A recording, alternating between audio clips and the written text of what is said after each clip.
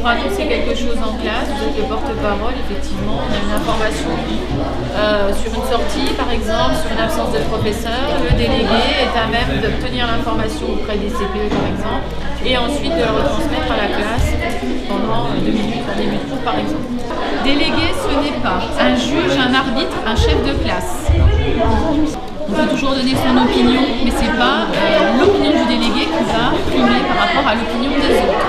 Il pourrait même arriver aussi que pour certaines informations, on vous demande de sortir du conseil de classe quand c'est des situations vraiment particulières. C'est une façon aussi de vous préserver. Alors le délégué, effectivement, il peut être à l'écoute des autres élèves si on vous confie des choses.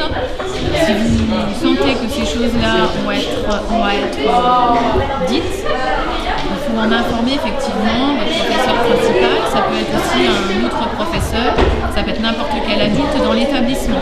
Et parfois, il y a des jeunes qui sont pas dans ces situations-là, qui ont des histoires personnelles compliquées, qui effectivement n'ont pas une bonne image d'eux-mêmes par rapport à une histoire personnelle, hein, et qui du coup vont avoir du mal dans les relations avec les autres. Quelqu'un de plus fragile se fait insulter devant vous, vous faites quoi? On va le voir, on lui dit prends-toi à quelqu'un de ta taille, plus grand que toi, on va voir. Tu prends sa défense. C'était déjà arrivé de prendre la défense de quelqu'un que tu connaissais pas? Oui.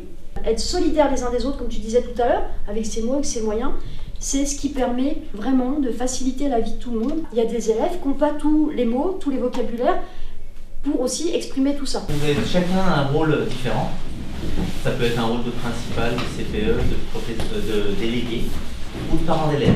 Taux d'absence de 7,2% dû aux grèves. Des élèves ont profité du mouvement pour faire l'école buissonnière.